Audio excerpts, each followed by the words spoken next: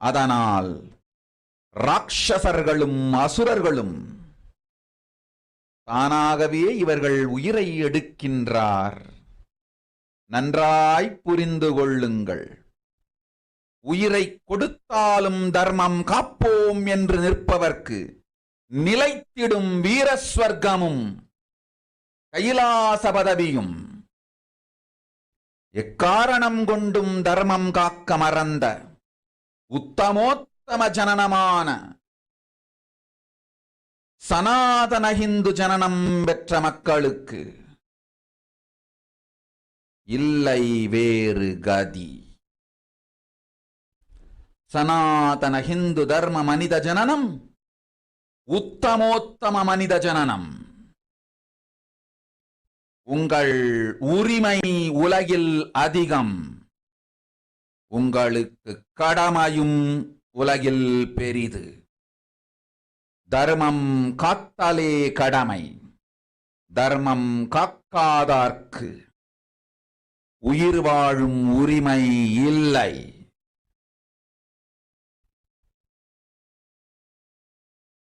நன்றாய் புரிந்து கொள்ளுங்கள்.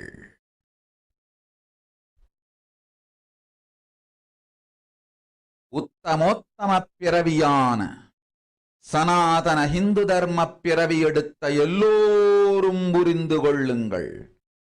உங்கள் வாழ்வின் முதற்கடமை தர்மம் காத்தல். தர்மம் காக்க தர்மம் உங்களை காக்கும். சனாதன ஹிந்து தர்மம் காக்க மறந்திட்டால் வாழும் உரிமையை நீங்கள் இழந்து விடுகின்றீர்கள். அதற்கு மேல் வாழ்ந்தென்ன அழிந்தென்ன? பூமிக்கு பாரம் குறையட்டும் என்று அசுரர்களும் ராட்சதர்களும் உங்களை உண்டு தீர்க்கின்றார்கள். அதையும் மாயை கண்டு சும்மாவிருப்பாள். பிரபஞ்ச ரகசியத்தை, பிறவியின் ரகசியத்தை உலகிற்கெல்லாம் உத்தரமாய்ச் சொல்லிவிட்டேன். புரிந்து வாழ்வில் நடந்து உயிரை பத்திரமாய் பார்த்துக் கொள்ளுங்கள். அன்னை சொல்லும் அருள் சத்தியம் இது. ஓம் ஓம் ஓம். Yes. Now let us look at the translation of Devi Parashakti's revelation. Listen. Andajam, Yonijam, Jalajam, Bijam, like this in 4 types of births in 84 lakh yonis. In all these births, the most greatest birth of them all is the human birth.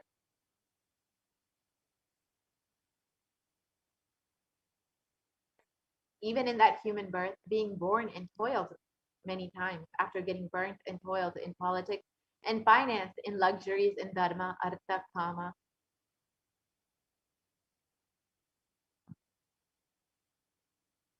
and those who decide of not wanting this birth, wanting only moksha, only those will have the Hindu Dharma Yonijam, the Sanatana Hindu Dharma Yonijam of being born to Hindu parents.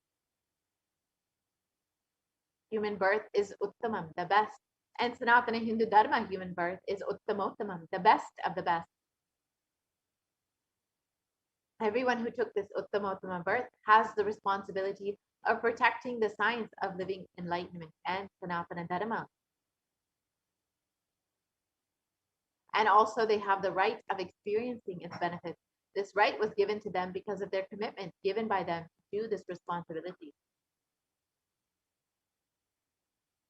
And after coming to Bhuloka, by getting mentally deluded and forgetting the dharma of protecting Sanatana Dharma, Maya, she is taking away all their souls.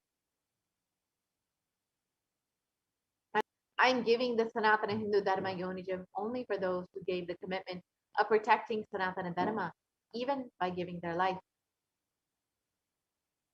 And after getting the body, because of painful delusion, not dropping fear and greed, for those who forgot to protect Sanatana Hindu Dharma, Maya, she will immediately add them all to the list of those who are not worthy of living.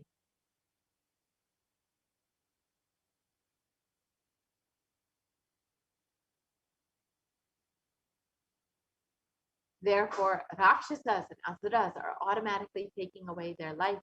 Understand properly. For those who stand that even by giving their life, they will protect Dharma, will permanently have Veer Svarga and Kailasa Padavi.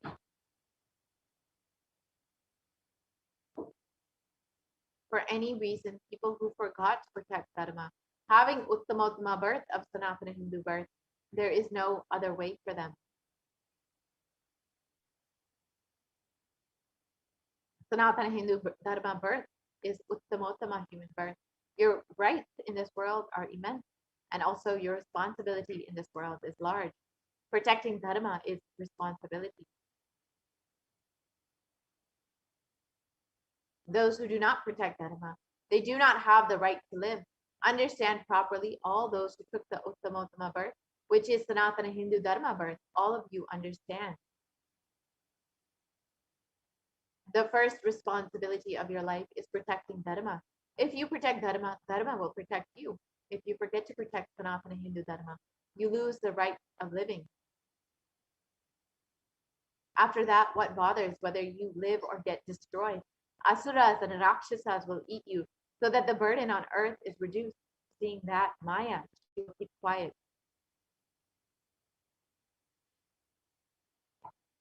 So Devi Parashakti has revealed that Hindu birth, the being born to Hindu birth, parents, is the best of the best births, the Uttamottama birth. And we have been given this birth as because we have committed to take the responsibility to protect Dharma, to protect Sanatana Hindu Dharma, and protect this science of living enlightenment. So now let us understand more about the responsibility of Hindus and why we need a Hindu nation. Hinduism represents the world's most ancient yet progressive indigenous spiritual tradition. It is an open framework model of civilization that stands for global peace, vegetarianism, nonviolence, yoga, worship of nature, temple-based living, manifesting spiritual powers, and the inherent divinity of every being. And the Hindu nations were ecosystems where more and more enlightened beings could be produced, so that enlightened civilization could be lit alive and its great gifts shared with the world. So now let us look at some of the references of Hindu nations from our Hindu scriptures. The Hindu nation ruled by Bhagavan Rama, the Rama Raja, was one of the greatest Hindu nations that we have heard of. And in the Valmiki Ramayana, it's described in Valmiki Ramayana, it describes the Rama Raja. There was no widows to lament, nor there was any danger from wild animals, nor any fear born of diseases. The world was bereft of thieves and robberies. No one felt worthless, nor did old people perform obsequies concerning youngsters. Every creature felt pleased. Everyone was intent on virtue, turning their eyes towards Rama alone. Creatures did not kill one another. And the description continues on. People survived for thousands of years with thousands of their progeny, all free of illness and grief. The trees there were bearing flowers and fruit regularly without any injury from pests or insects. The clouds were raining in time, and the wind was delightful to the touch. Every caste was performing their own duties, satisfied with their own work and bereft of any greed. People were intent on virtue and lived this. All the people were endowed with excellent characteristics. All were engaged in virtue. And one of the other famous Hindu kingdoms was the Hastinapur kingdom, ruled by Yudhishthira, and it's infamous for its prosperity and wealth and the abundance of every citizen. In the Srimad Mahabharata, it describes Devas granted rains to fulfill all wants. The world became free of all diseases. There was no hunger or thirst anywhere. There was no mental suffering. Those without livelihood were given livelihood, and there was abundance all around. There was no worldly worries left for anyone, and there was no cause for fear either. Happiness on earth was in fact even greater than in the heavens. You can see that our Hindu kingdoms that were ruled by Hindu principles had so much of prosperity and abundance for every citizen from all classes and creeds. And This was because of the Hindu scriptures, our Hindu principles that were used to govern these ecosystems.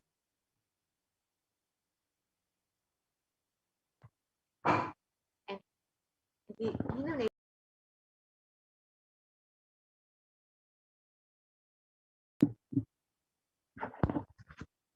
whether in the fields of enlightenment, health, medicine, art, science, technology, aviation, dance and music, clothes and jewelry, social systems, judicial systems, political systems, and legal systems, Hindu nations contributed in every single field and gave breakthroughs in every field.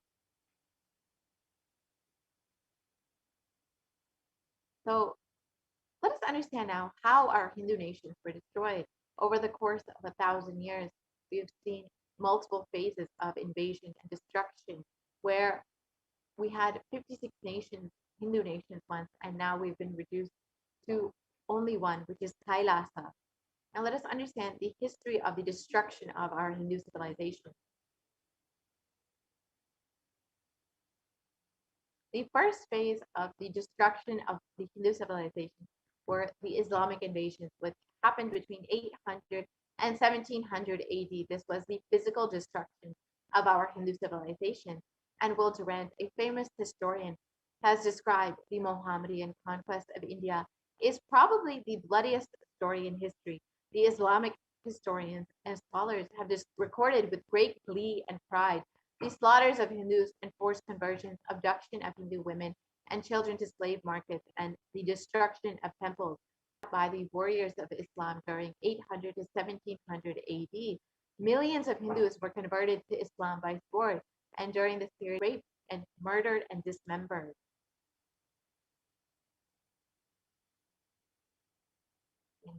The Islamic law prescribed for Hindus, as conveyed by Khilji, has described that Hindus are like mud. If silver is demanded from them, they must, with greatest humility, offer gold. If a Mohammedan desires to spit into a Hindu's mouth, the Hindu should open it wide for that purpose. God created Hindus to be slaves to the Mohammedans, and the Prophet hath ordained that if the Hindus do not accept him, they should be imprisoned, tortured, and finally put to death, and their property confiscated. To keep Hindus in abasement is especially a religious duty because they are the most inveterate enemies of the Prophet. You can see from these descriptions how barbaric this invasion was, how it physically destroyed the Hindu civilization. The next phase of the destruction of the Hindu civilization, and during the Islamic invasions, over 200 million Hindus were slaughtered by the Muslim invaders. Over 100,000 Hindu temples were destroyed, and over 1 million deities and scriptures were destroyed.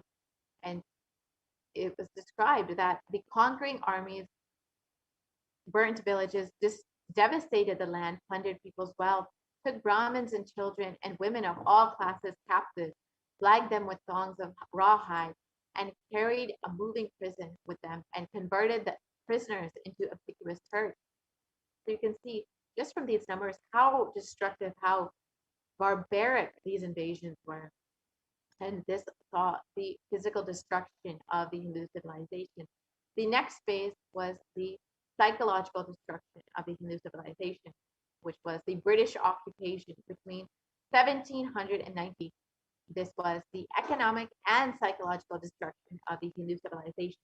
So after being physically assaulted and weakened, the British invaded and destroyed the new population economically and psychologically. Will Durant has described, I have seen a great people starving to death before my eyes, and I'm convinced that this exhaustion and starvation are due not, as their beneficiaries claim, to overpopulation and superstition, but to the most sordid and criminal exploitation of one nation by another in all recorded history.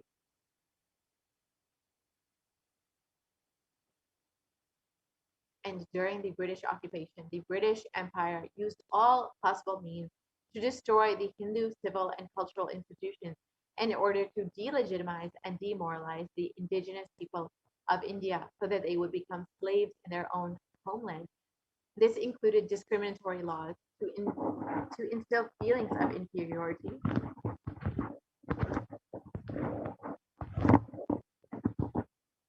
engineering artificial famines to starve the natives into submission, annexing Hindu kingdoms to undermine the native rule, mistranslating Hindu scriptures to instill anti-Hindu narratives, destroying the indigenous Gurukul education system, which was the backbone of the Hindu civilization, and destroying local industries and forced importation of British goods and banning Indians from owning any firearms or producing any firearms.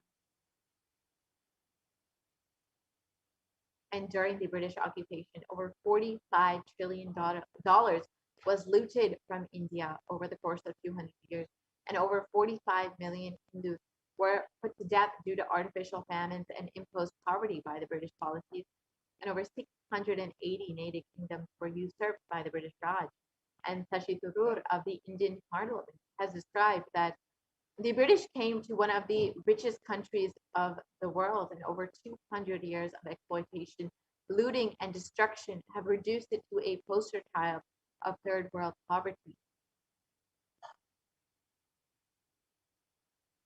And the next phase was the secularization of India, which happened after the independence of India, from 1947 till present day.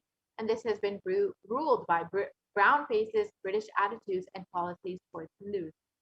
And Nehru, the first Prime Minister of India, one of the first leaders of the free so-called secular India, has described what a disgusting, savage people we are.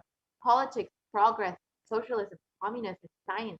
Where are they before this black religious savagery? India can never be a Hindu republic. And B.R. Ambedkar has described, who was the first law minister and principal architect of India, of the Indian Constitution, has described, if Hindu Raj does become a fact, it will no doubt be the greatest calamity for this country. No matter what the Hindus say, Hinduism is a menace to liberty, equality, and fraternity. It is incompatible with democracy. Hindu Raj must be prevented at any cost. And despite India being secular or so-called secular, you can see that this ecosystem was clearly anti-Hindu. The primary rulers, the first rulers, the leaders of the so-called free secular India had completely discriminatory ideas and prejudice against the Hindu population. And the modern Indian legal system, academia, and media all systematically undermine, suppress, and delegitimize Hindu institutions and culture. India's constitution has, and they have done this through various ways. India's constitution has established government control and taxation over Hindu temples, schools, and other institutions, while other religions still remain free from this interference. And Articles 26 through 30 of the Indian Constitution discriminates directly against Hindus benefits to non-Hindus. And this includes government benefits as well as scholarship and more. And Hindu kingdoms and self-governance has been abolished in the secular India, and anti-superstition laws have been passed to criminalize Hindu practices and rituals. And mainstream Indian academia have described Hindus as sexist, racist, backwards, and oppressors. And these negative media portrayals have been shown in Bollywood as well as TV.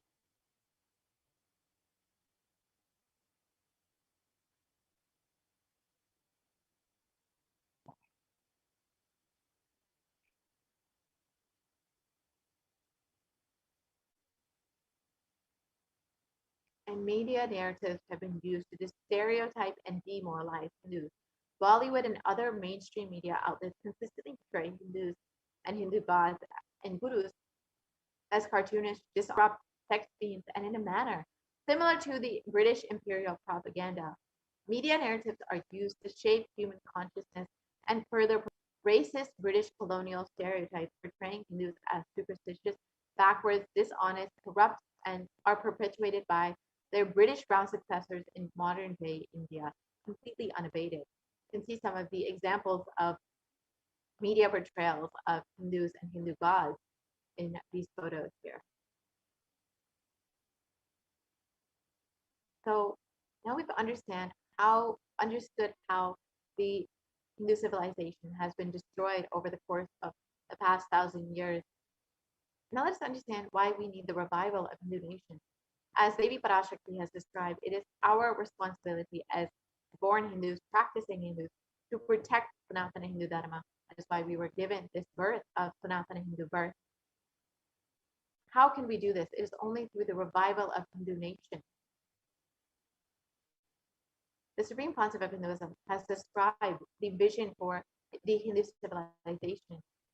During the time of the Mahabharata, Hindus had 56 deshas, 200 states, 1,700 samsthanas, and 10,000 sampradayas. And all 56 we Hindus are persecuted. Now we have lost all of the 56. The last to fall was Nepal. I am the collective voice of all the persecuted Hindus. I will revive and rebuild a Hindu nation built on the Vedagamic principles as a refuge for all practicing and aspiring Hindus, a safe haven for all the persecuted Hindus.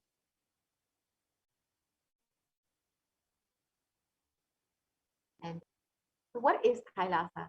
This revival of Kailasa, the Hindu nation, is for reviving this whole life of enlightened civilization and all the great gifts it has to offer to the world, bringing legitimacy to all the offerings Sanatana Hindu Dharma has, and sharing it with the world is the purpose of this Kailasa, the Hindu nation. And Kailasa is the revival of the cosmic constitution. Kailasa is the model nation of how enlightened civilization should be living and administer politics, judiciary, education, economy. Everything will be revived as Paramashiva revealed in the Vedagamas, the Sanatana Hindu Dharma scriptures.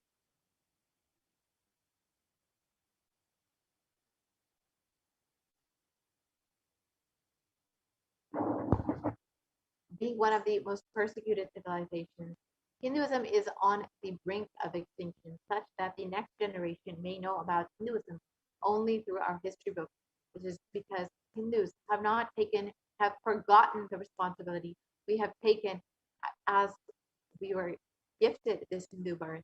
We've forgotten this responsibility as Devi Parashakti has described. So what can we do to stand up for Hinduism now, the Hindu civilization, and all that it has offered to the world? Today, Hinduism is a political orphan. The preservation and restoration of Hinduism's spiritual and cultural heritage is impossible without a national identity.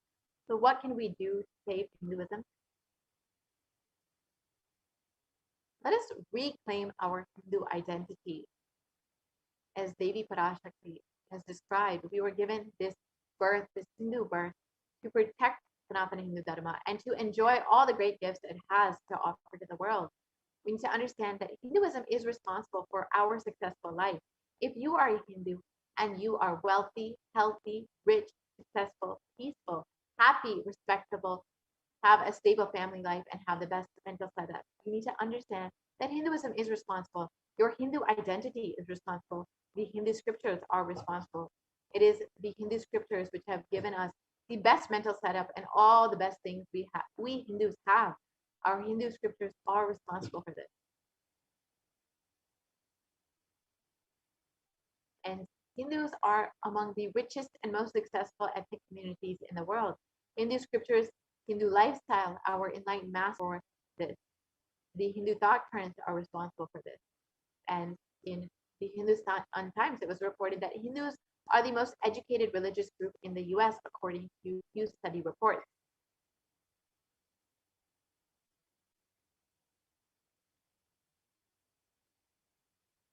So let us now reclaim our Hindu identity. We need to understand it is not just the anti-Hindu elements being active. It is the responsible Hindus being inactive that is responsible for this whole destruction of Hinduism. As Devi explained, as Devi revealed, we were specifically given this Hindu birth, the Uttamottama birth, because we have taken the responsibility of protecting Sanatana Hindu Dharma. However, we have forgotten this responsibility that we have taken. So let us now take this responsibility again for Hinduism, and let all the Hindus all over the world reclaim our Hindu identity. reclaim the reason that we were given this Uttamottama birth of Sanatana Hindu birth. Let us understand the responsibility of Hindus as revealed by Devi Parashakti. It is the responsibility of Hindus to revive this enlightened civilization and again, and give all the gifts of the enlightened civilization to humanity. The revival of the enlightened civilization, this Kailasa, the Hindu nation, is the survival need of humanity.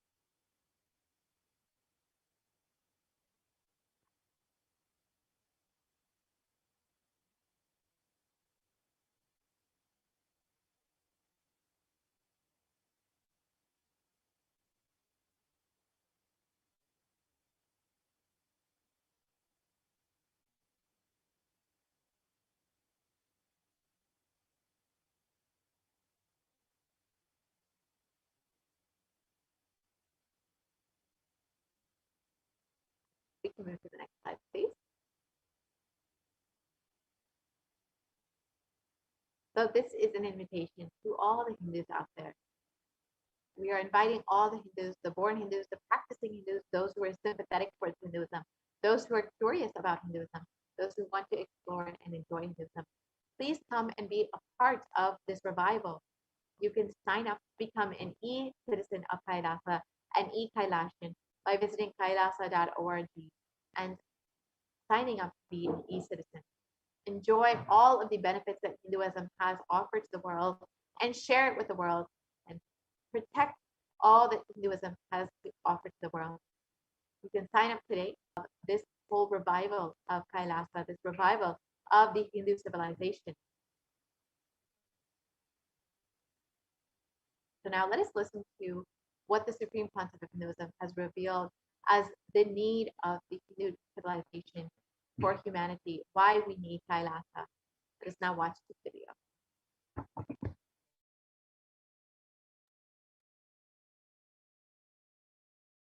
Contribution. Hinduism, Veda Agamas have great things to contribute to the world.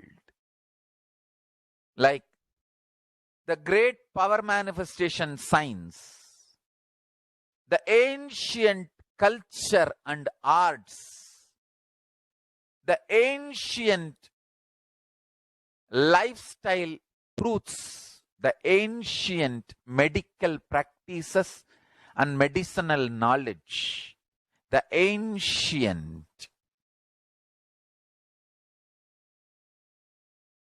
indigenous cultural heritage and jewelry, perfume, dance, music, in every level, Hinduism has so much to contribute. Veda Agamic traditions have so much to contribute. To share all this with the world, to contribute to the world.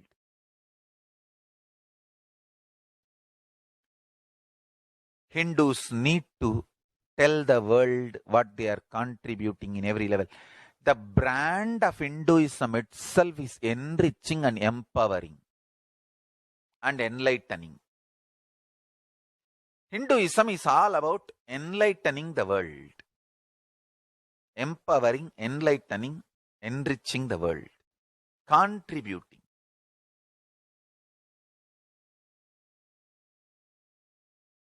That is our spiritual life. That is our spiritual strength. That is our spiritual core principle.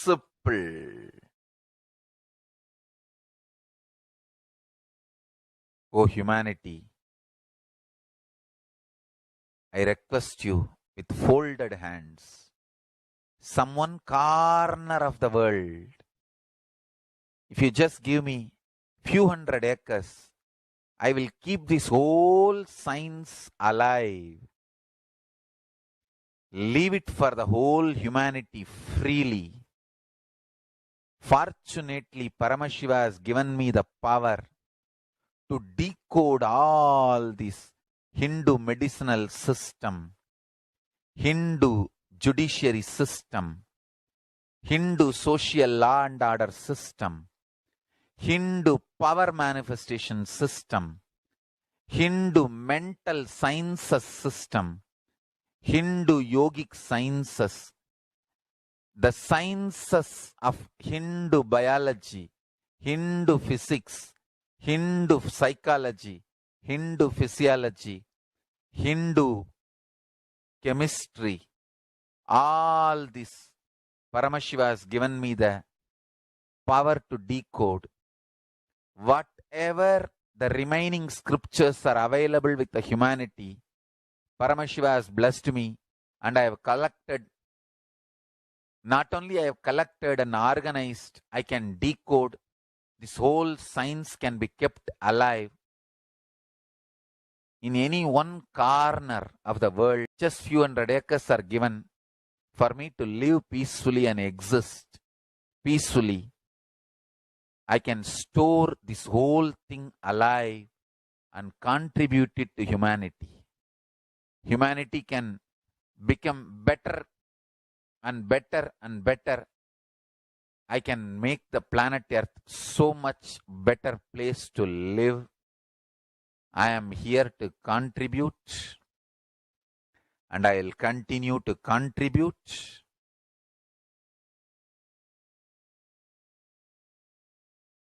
As long as I am allowed to live, I will contribute.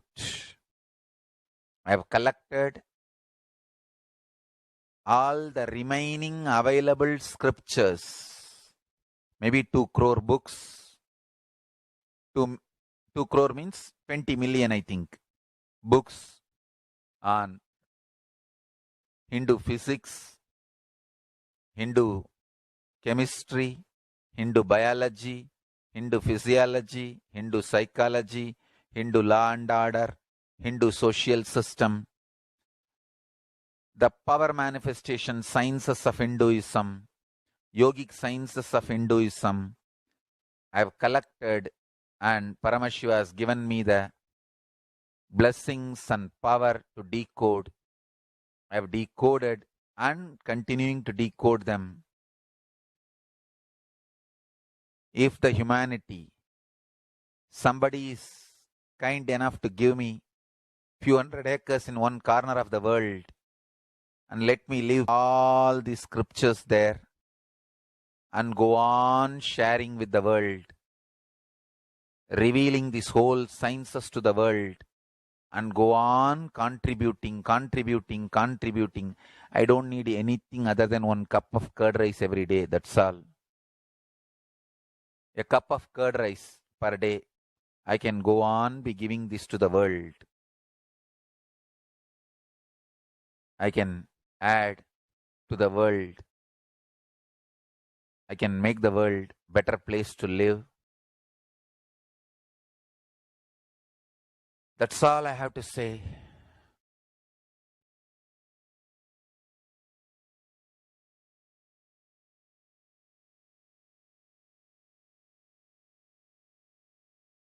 Thousands of medicines are described detail in ancient Siddha and Ayurvedic scriptures. Paramashiva has given me the power to decode them, read them, and properly translate and map them to the modern day human language. And I am ready to work 20 hours a day. I just need few hundred acres where I can sit peacefully and keep this library, run a Gurukul where thousands of people can learn this and share it with the world. Understand?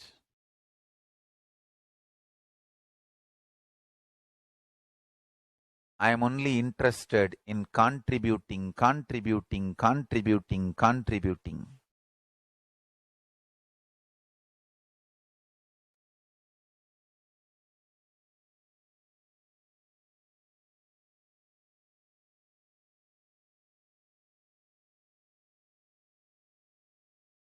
if we can decode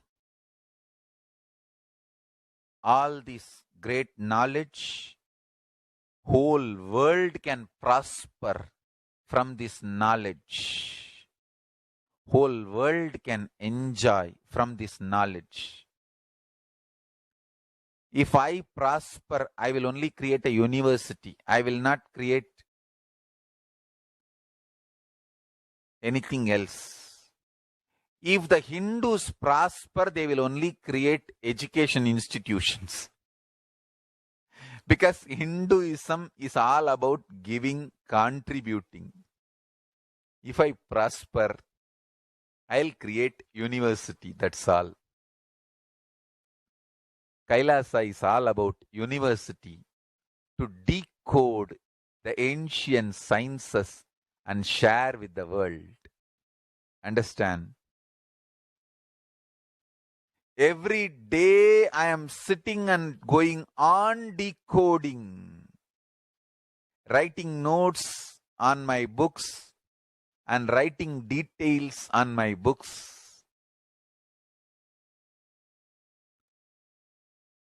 Whether it is making human beings manifest powers, and I have also now started downloading and decoding the science of making animals manifest powers. Whether making people manifest powers or healing,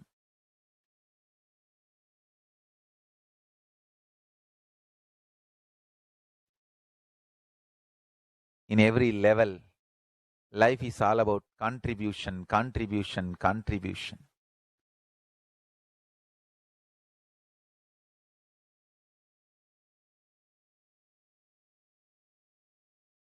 Yeah.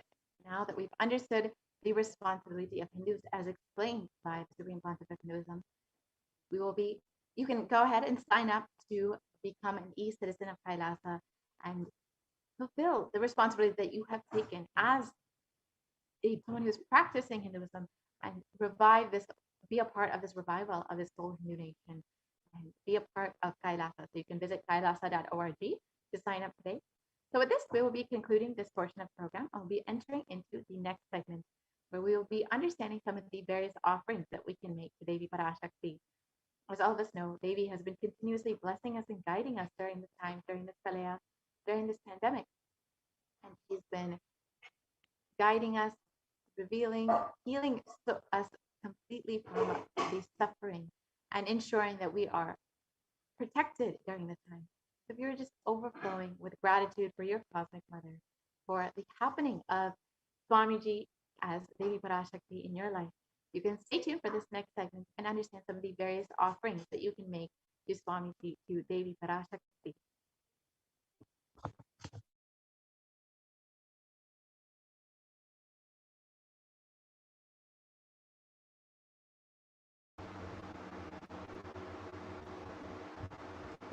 Nithyananda.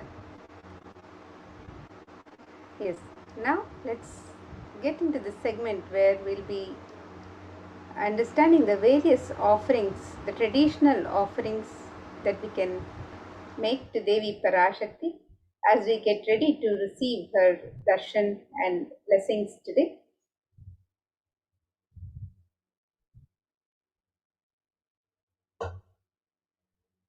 In the Hindu tradition, the offering of the gift to the divine is an expression of pure sacred sentiments. It's an expression of the love, devotion, and gratitude of the devotee to the divine as they prepare to receive the darshan of the divine. And the custom that when we visit a temple for the darshan of the divine, when we visit a guru, we never go empty. We always take a token of our gratitude, our love and devotion, which we offer at the feet of the divine. And these offerings are not made out of fear or greed, pure expression of love, gratitude, and devotion, the oneness with the divine. And when an avatar lands, the offerings are purely a part of the grand Leela laid out for the purpose of enlightenment.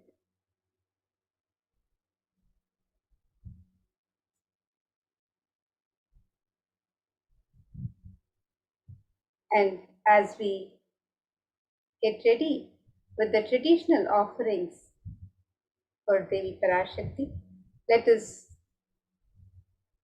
contemplate on this beautiful description of the grace and splendor of Devi Parashakti.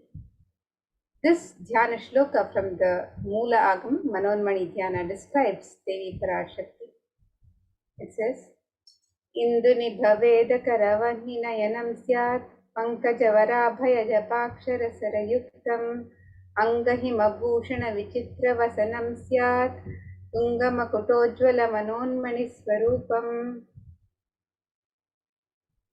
And the translation of this verse, it says, moonlight face, holding Veda books on hand, fire in eyes, with lotus flower, gracing and blessing hands, and one hand with Japamala, beautifully decorated with jeweled ornaments in wonderful clothes and shining crown. Her name is Manonmani. And another verse which describes Devi Parashakti, again from the Moola Agama Manonmani Dhyana. This verse describes Dhyaye Devim Trinetram Shashinibbhavadanaam Vedahastam Dadhanam Savye Padmam Varadam Apare Chabhayam Chakshamalam Divyairabharanair Vibhushita Tanum Dhammadibhip Pujitam Devimeva Manonmanim Pratidinam Kamarthadatrim Shubham. And the translation for this verse. I meditate on Devi with three eyes, glowing like a moon and holding the Veda, lotus, and gracing with blessing and gracing hands. She is wearing beautiful ornaments. She is worshipped by Brahma and other many gods, and showers auspicious boons for all actions every day.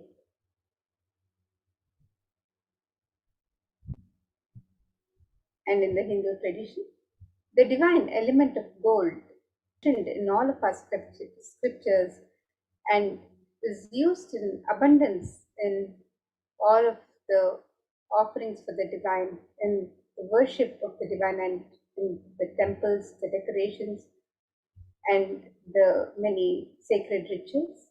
So let us look at this, the scriptural reference from Atharva Veda, which describes the significance of the divine element of gold. And this verse describes Tredajatam janmaneda yatamam babhuva somasyaikyam insitasya parapatata apamekam veda samreta ahutatte hiranyam trividastavai vishe. The translation of this verse, triply born by birth is this gold, from the atoms of Agni is one. It becomes dearest to Agni, one it was heard. One they call the seed of virtuous and powerful Apa, the watery molecules. Let that triple gold be for your long life. The gold is a divine element in the Hindu tradition. It purifies anything it touches. It is an element of great spiritual significance and spiritual power and enlightening. The vibration of gold has the power to infuse sattva energy and positive thought currents in anyone who wears it and in anyone who sees or operates in its vicinity. Gold is present in all the Hindu scriptures, the Agamas, Vedas, Shrutis, Smritis, Itihasas, Puranas. In all the Hindu scriptures, it is abundantly displayed that gold is the most auspicious and purest metal which purifies our being. In the Hindu civilization, everything was built in gold, exchanged in gold. Ritual feasts were offered in gold bricks. When one was to be saved from life-threatening illnesses, gold was offered as a ritual fee. Gold was in abundance and used for weighing equivalent amounts of commodities, including cows. Kingdoms were built with huge doors of gold. The streets would have huge columns and huge archways made of gold. The horses and cows were dressed in gold. And Hindu civilization thrived on the banks of rivers of gold. The Indus River was called Hiranmaya, the river of gold in Rig Veda. The river Saraswati was called Hiranyavartini in Atharva Veda. Gold is the supreme element for offering gifts to the ones you love and revere. Temples are constructed and paved in gold. Deities are made in gold and decked and adorned in gold because it preserves the enlightenment energy for thousands of years and it lasts forever.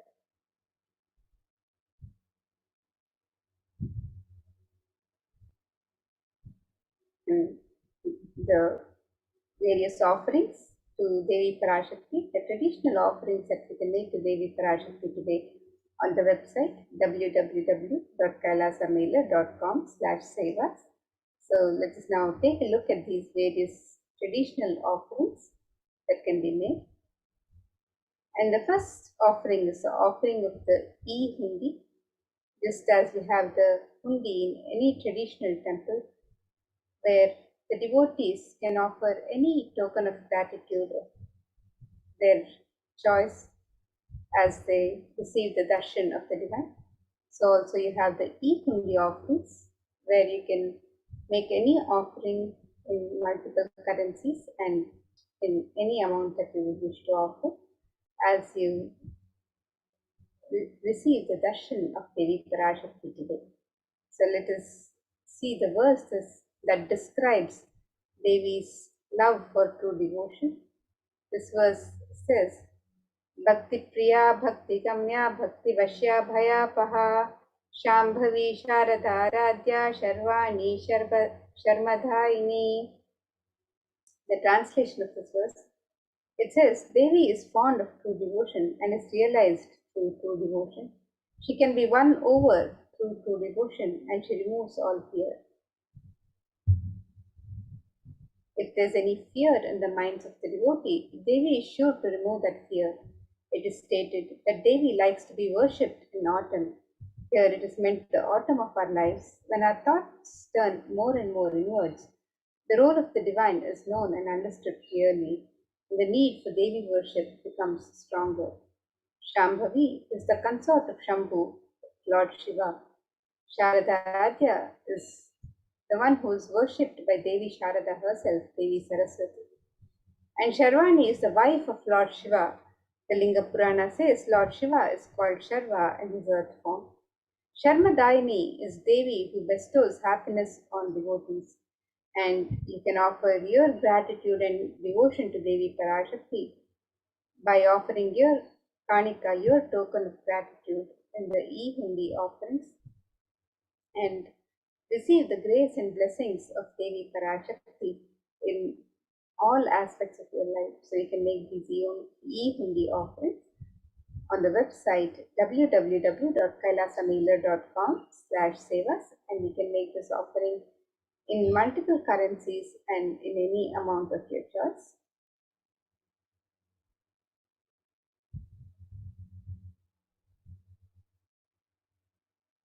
And the next offering, Parashakti, is the offering of the Sankalpa chanting, the conscious resolution. And in the Devi Mahatmyam, chapter 12, verse 34, it describes that the goddess enchants this universe and she herself gives birth to this universe. That goddess, being prayed without interest in anything, gives that knowledge that leads to salvation and gives wealth in the materialistic sense. And you can make this offering of the conscious resolution, the Sankalpa, and Devi showers her blessings for the fruition of all the desires and wishes of the devotee. So you can make this offering on the website www.kailasamela.com/sevas.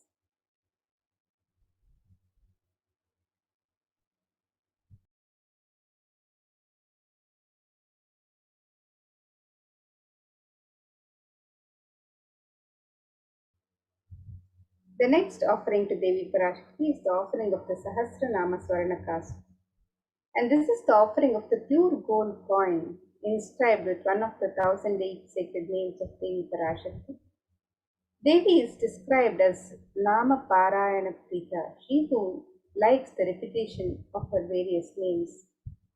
And this offering of the Sahasranama Swarnakasu, the pure gold coin inscribed with one of the 1008 sacred names of Devi Parashakti. This is a very special and unique archana offered to the Mahameru of Devi Parashakti, and we can make this offering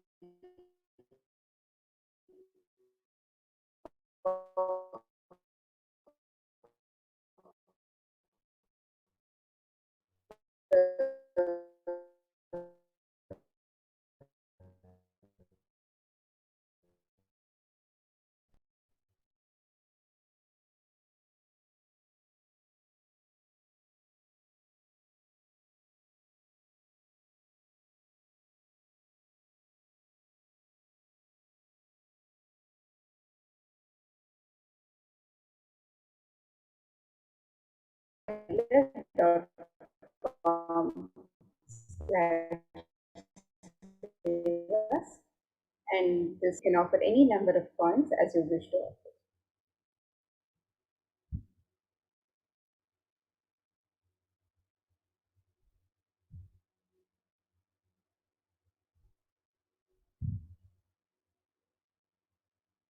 And the next offering to Devi Parashakti is the offering of the Mukta Anguti, the gold finger ring embedded with pearl.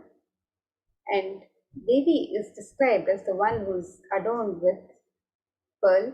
So let us look at this verse which describes Devi's beauty and splendor and how she is adorned with pearls and gems. This verse describes मुक्ताहारलसत्किरीटरुचिरां पूर्णेन्दुवक्त्रप्रभां शिञ्जनां पद्मप्रभाभासुरां सर्वाभीतफलप्रदां गिरिसुतां वाणीरमासेवितां मीनाक्षीं प्रणतोऽस्मि सन्ततमहं कारुण्यवारां निधिम्. The translation of this verse: I bow to the goddess Meenakshi, whose crown has garlands of pearls and the face shining like a full moon, who wears anklets that are studded with gemstones and has small bells, who is shining like the splendor of lotus, who grants all the wishes, the daughter of the mountain, who is worshipped by goddesses Vani and Rama. I remain ever bowing to the goddess Meenakshi, the ocean of compassion. And you can make this offering of the pearl finger ring, the gold ring embedded with pearl, and receive the blessings to be showered by the compassion and pure love of Devi Parashakti in all of your business endeavors. So you can make this offering of the Mukta Anguti on the website www.kailasamailer.com/sevas, and you can make this offering in 3 different sizes. And you can offer the pearl finger ring with a gold finger ring embedded with pearl, the Mukta Anguti, to Devi Parashakti.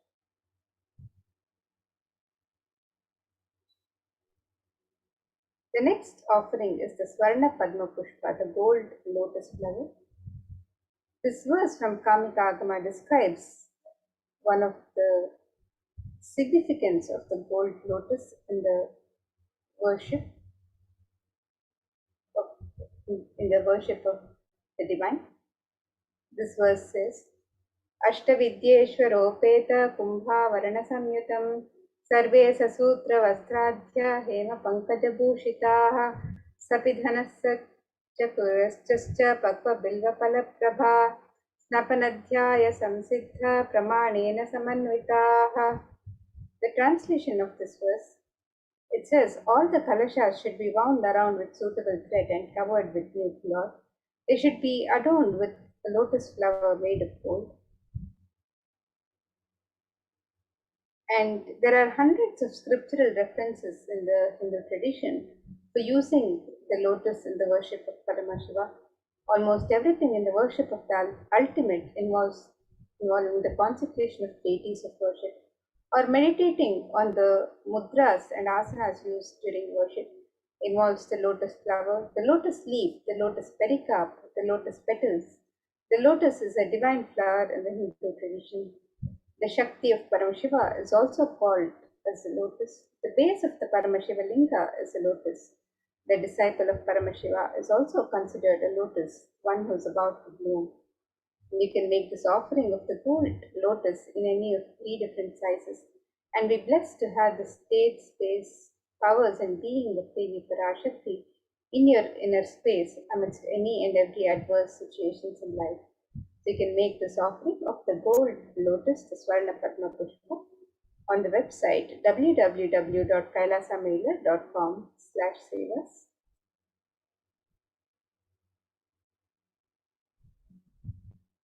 And the next offering to Devi Parashakti is the offering of the Swarna Metti, the gold touring.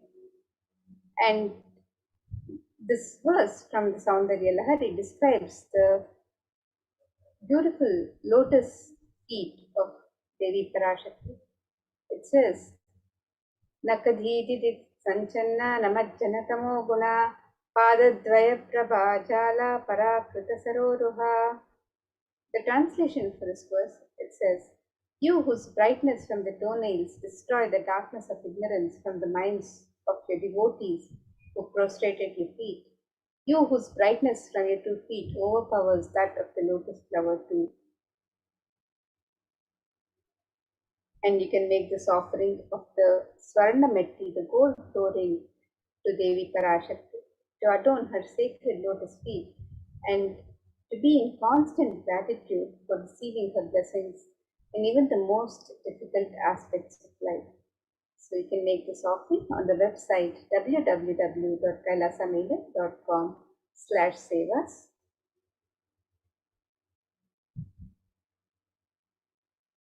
The next offering to Devi Parashakti is the offering of the Swarna Mangtika, the gold hairline jewelry.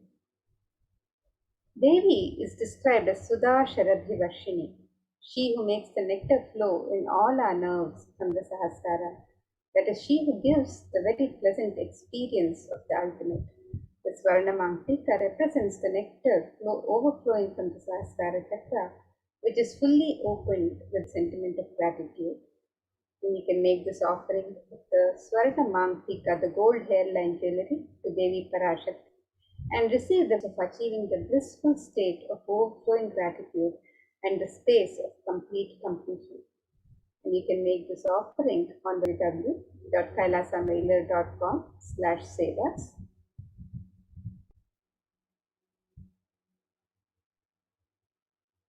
The next offering to Devi Parashakti is the offering of the Pratyaksha Pada Puja. And this verse from the Saundarya Lahari, Shloka 83, describes that the toenails of Devi Parashakti have been sharpened by constantly being touched by the crowns of the celestial beings who always prostrate before Devi. And Tamoguna is darkness, and in this stotram, tamas is indicative of the ignorance in the minds of the devotees. And by constantly prostrating before the Parashakti, their ignorance is removed and they attain the ultimate knowledge. You can make this offering of the Pratyaksha Pada Puja, the most sacred ritualistic offering of gratitude from disciple to Guru.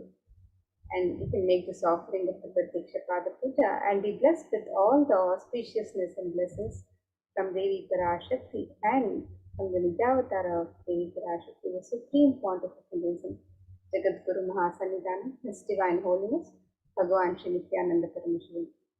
You can make this offering on the website www.kailasamailer.com/sevas.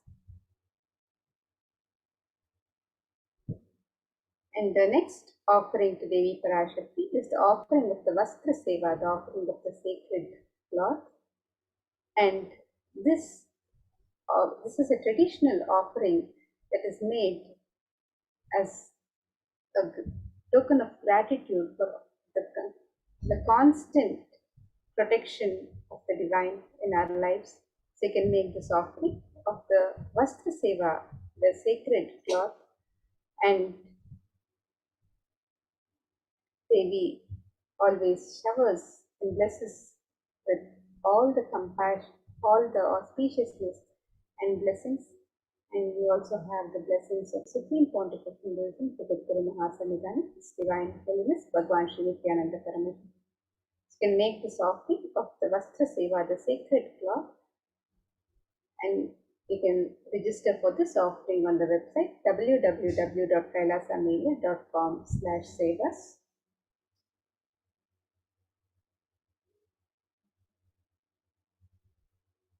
So here you can see a summary of the various traditional offerings that can be made on the website www.kailasamelia.com/sevas. And these are the things that can be made to Devi Parashakti today as you get ready to receive her darshan and blessings. So the e-hundi offering can be made in multiple currencies and in any amount of your choice. The Sankalpa chanting, the offering of the conscious resolution, you can sign up for this offering on the website. The Devi Sahasranama Kasu is the offering of the pure gold coin inscribed with one of the 1008 sacred names of Devi Parashakti. And this offering can be made in 3 different denominations and any number of coins as you wish to offer. The Mukta Anguti is the offering of the gold finger ring embedded with pearl, and this offering can be made in 3 different sizes. The Swarna Padma Pushpa is the offering of the gold lotus flower, and this offering can also be made in 3 different sizes. The Swarna Metti is the offering of the gold toe ring to adorn the sacred lotus feet of Devi Parashakti. The Swarna Mangtika is the gold hairline jewelry that represents the overflowing nectar of gratitude from the Sahasrara Chakra.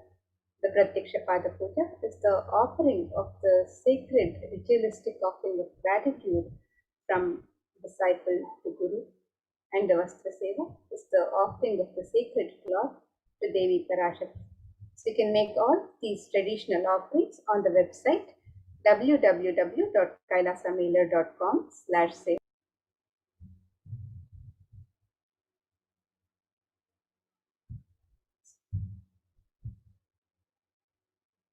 So here you can see the website www.kailasamelia.com/sevas. And as you scroll down, you can make the offerings on the links on step 2. So for the e-hundi offerings, you can click on the link on step 2 for e-hundi. And for the traditional offerings of ornaments or sevas, you can click on the link on step 2 for the traditional offerings. And if you would like to make an intention to make an offering and receive the blessings of Devi Parashakti, to manifest your intention into reality, you can also submit the form on step 1. You can submit the intention form on step 1. And if you've made your traditional offerings to Devi Parashakti and would also like to submit a prayer, a sankalpa for yourself and your family members, you can fill in the form, the sankalpa form on step 3. You can click on the link on step 3 and fill in the details of your sankalpa. And here you have the link to the e-hundi where you can make your e-hundi offerings in multiple currencies: US dollars, Australian dollars, New Zealand dollars, Canadian dollars, euros, Indian rupees, Singaporean dollars, Malaysian ringgits, Great Britain pound, and the Chinese yen. And you can make the offerings in any amount of your choice. And if you'd like to make the traditional offerings of ornaments or sevas, you can visit this page where you can make the offerings of the Devi Sahasranama Swarnakasu, the Sankalpa chanting, the conscious resolution, and you can make the offerings of the pure gold coin, the Mukta Anguti, the Swarna Padma Pushpa, the gold lotus flower, the Swarna Metti, the gold toe ring for Devi Parashakti, the Swarnamangtika, the gold hairline jewelry, the Pratyaksha Pada Puja, the Vastra Seva, and all of the traditional offerings to Devi Parashakti can be made on this website, and the link to the website is www.kailasamailer.com/sevas. So you can make all of the traditional offerings to Devi Parashakti as you get ready to receive her darshan today. And with that, now we'll be moving to the next segment where we'll be learning more about the various facilities being made available for the well-being of humanity, for the care and well-being of humanity during these times of the pandemic. And these facilities are being made available to all of humanity as per the guidance of Supreme Pontificalism, and it is being made available at the de facto spiritual embassies of Kailasa. So let us learn more about this care and protection being made available for all of humanity during these times when the human society is in great need of this protection. So let us now move to the next segment where we'll be learning more about these contributions of Kailasas, the de facto spiritual embassies of Kailasas, guided by the Supreme Pontificalism himself.